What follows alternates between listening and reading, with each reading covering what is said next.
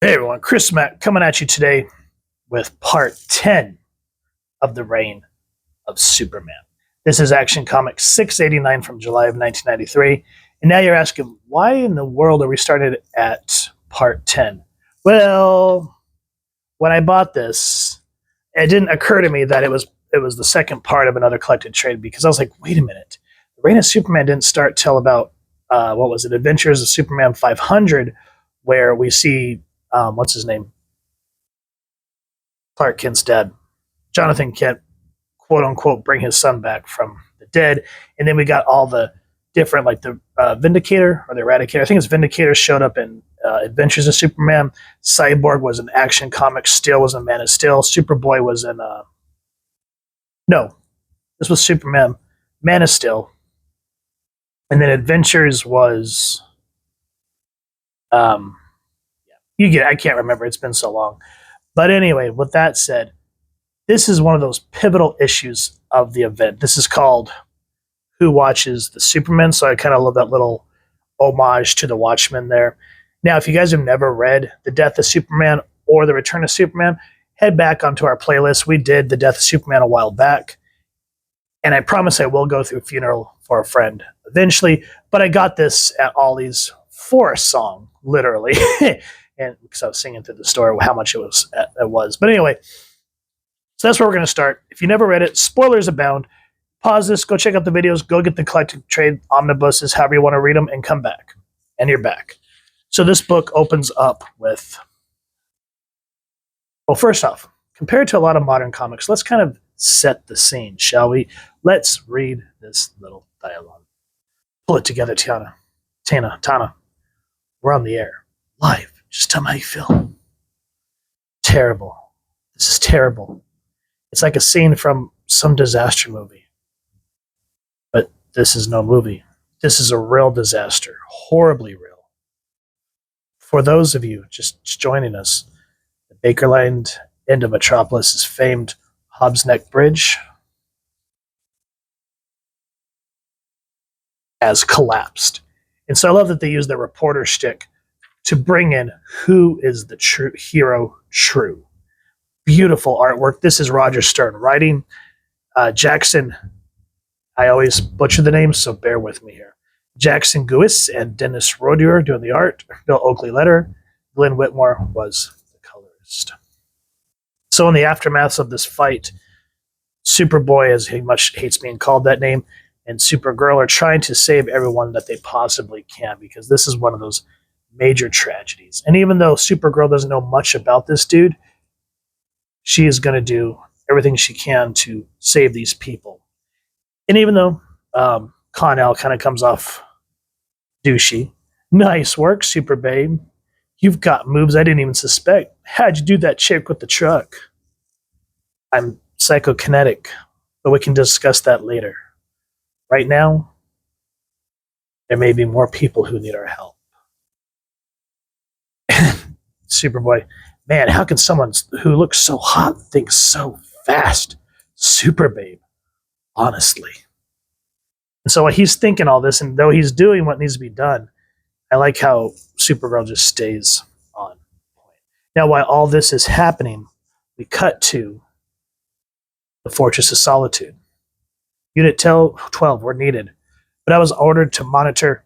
This takes priority. The Master's regenerative matrix is experiencing energy overload. Shut down all solar receptors.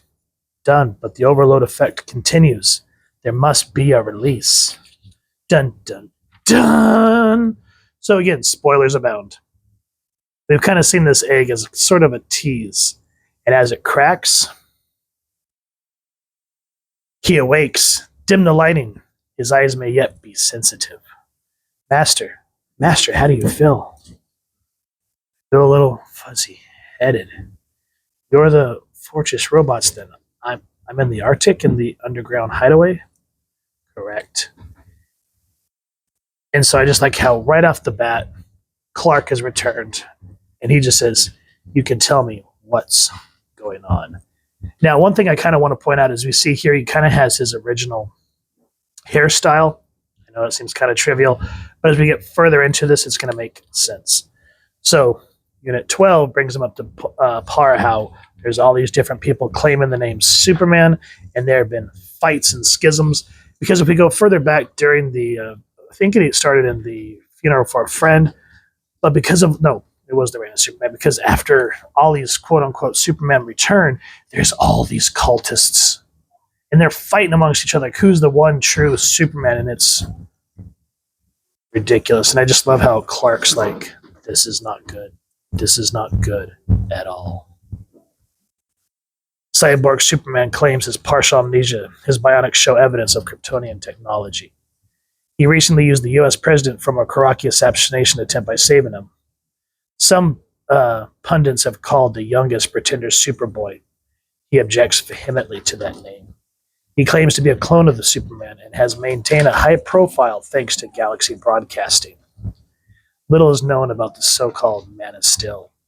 He is currently believed to be a man in an armored suit and not a robot. Drawing the greatest negative response from Metropolis police is, he just goes, stop. And I love how they show the Eradicator, Vindicator, whatever. It's just a cool little juxtaposition because Clark finally says, I've heard more. I've got to get to Metropolis as soon as possible. Now, I hate to say it, but I love this era of Lex Luthor because everyone is led to believe that he is the son of Lex Luthor. But he was basically a clone pretending and using Supergirl as a puppet for his machinations. And he's mad with Superboy because Lex was trying to get the copyright on him to get publicity, and basically Superboy told him to shove it. And so Luthor, thinking in his mind, he wants to take him out. But he has some other dealings that kind of go along with where we segue to John Henry Irons, who initially just took up the mantle of Superman to honor his memory since he was saved by Superman. But what happens is this guy that has a toaster, which we will talk more about toasters if I can go back in time when we do the latter half, when I'm a little more unpacked. And what do you mean by unpacked? Yeah, I'm nowhere near ready to get into my long boxes yet. Anyway, coming back to this gangster is annihilated by this Superman. John's like, what in the Superman? There is much to discuss. I'll say there is. You look as though you could be the real McCoy. You even sound a little bit like him. But you just killed that man. You could have disarmed him, but instead you fried him. What's your point? My point, look, mister, I met Superman once. As a matter of fact, he saved my life. What do you call what I just did? At the very least, I call it manslaughter. For God's sake, man, look at me. Look at this armor. I wasn't even in real danger. And even if I'd been, the real Superman wouldn't have killed that punk. He never countered the threat of violence with unnecessary force. You look the part, but you're just a cold-blooded fraud. Fraud. You ungrateful, armor-plated freak. And so we go into a battle between the Men of Steel. And while all this is going on, I love how Lois is sort of the one that kind of keeps Clark's memory alive, even though she's starting to wane, or starting to lean on to somebody named Jeb, which Jimmy does not like. But she's a really important part of this fight as the Vindicator and Steel bring into the streets of Metropolis. And Lois says, both of you, stop. You heard me. Settle down, you two, and listen to me. Look at you. You're brawling like playground bullies, battling for turf. Ms. Lane, I initially sought only to stop this imposter from using my insignia. Your insignia? The jury's still out on that one. But regardless, you've both dishonored Superman with this senseless fight. You could have hurt or killed someone. Then he still goes, I didn't seek this fight, and I didn't throw the first punch, but I gave as good as I got, almost without thinking about it. Dear Lord, look at the damage we've caused. And the Vindicator, again, the woman's eyes haunt me. It's though she was trying to look into my soul.